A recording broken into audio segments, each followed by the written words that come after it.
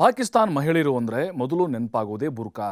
ಅಂದರೆ ಅಪ್ಪಿತಪ್ಪಿಯೂ ದೇಹದ ಮೇಲೆ ಯಾರ ಕಣ್ಣು ಬೀಳದೇ ಇರುವಂತೆ ನೋಡಿಕೊಳ್ತಾರೆ.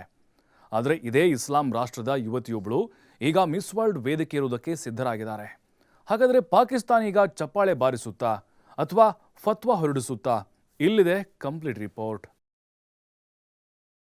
ಬುರ್ಕಾ ಇರಲ್ಲ, ಮೈಕೈ ಮುಚ್ಚಂಗಿಲ್ಲ, ಅಂದಕ್ಕೆ ಕಿಚ್ಚು ಹಚ್ಚುತ್ತಾ ಪಾಕ್ ಹೆಣ್ಣು ಮಕ್ಕಳು ಹೀಗೆ ಇರಬೇಕು, ಹೇಗೆ ಡ್ರೆಸ್ ಹಾಕಬೇಕು, ಸಾರ್ವಜನಿಕವಾಗಿ ಹೇಗೆ ಕಾಣಿಸಿಕೊಳ್ಳಬಾರದು, ಇಂತಹ ಮಾತುಗಳು ಪಾಕಿಸ್ತಾನದಲ್ಲಿ ಆಗಾಗ ಕೇಳಿಬರುತ್ತೆ.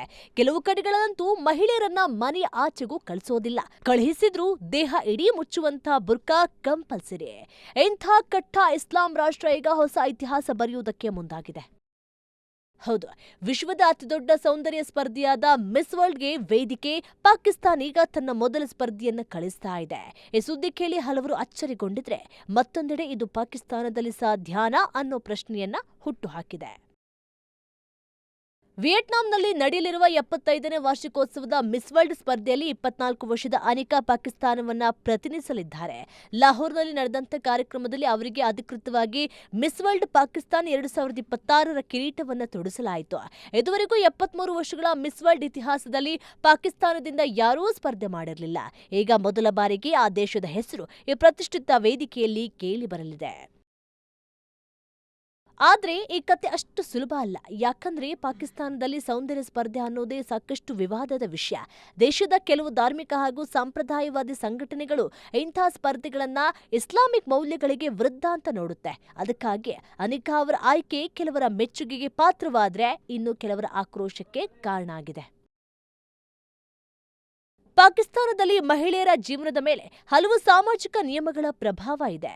ಕೆಲವು ಪ್ರದೇಶಗಳಲ್ಲಿ ಉಡುಗೆ, ಸಾರ್ವಜನಿಕವಾಗಿ ಓಡಾಡುವುದು, ಕುಟುಂಬದ ಅನುಮತಿ ಇಲ್ಲದೆ ಕೆಲವು ಚಟುವಟಿಕೆಗಳಲ್ಲಿ ಭಾಗವಹಿಸುವುದು ಸೇರಿದಂತೆ ಹಲವು ವಿಚಾರಗಳಲ್ಲಿ ಒತ್ತಡ ಇದೆ. ಶಿಕ್ಷಣ, ಉದ್ಯೋಗ ಮತ್ತು ಕ್ರೀಡೆಗಳಲ್ಲಿ ಮಹಿಳೆಯರು ಮುಂದೆ ಬರ್ತಾ ಇದ್ರು. ಸಂಪ್ರದಾಯ ಮತ್ತು ಆಧುನಿಕತೆಯ ನಡುವಿನ ಸಂಘರ್ಷ ಇನ್ನೂ ಸಂಪೂರ್ಣವಾಗಿ ಮುಗಿದಿಲ್ಲ. ಇಂತಹ ವಾತಾವರಣದಲ್ಲಿ ಅನಿಕಾ ಮಿಸ್ ವರ್ಲ್ಡ್ ವೇದಿಕೆಗೆ ಹೋಗ್ತಾ ಇರುವುದು ಸಾಮಾನ್ಯ ವಿಷಯ ಅಲ್ಲ. ಇದು ಪಾಕಿಸ್ತಾನದ ಹೊಸ ಮುಖವನ್ನ ಜಗತ್ತಿಗೆ ತೋರಿಸುವ ಪ್ರಯತ್ನ ಅಂತ ಹಲವರು ಹೇಳ್ತಾ ಇದ್ದಾರೆ.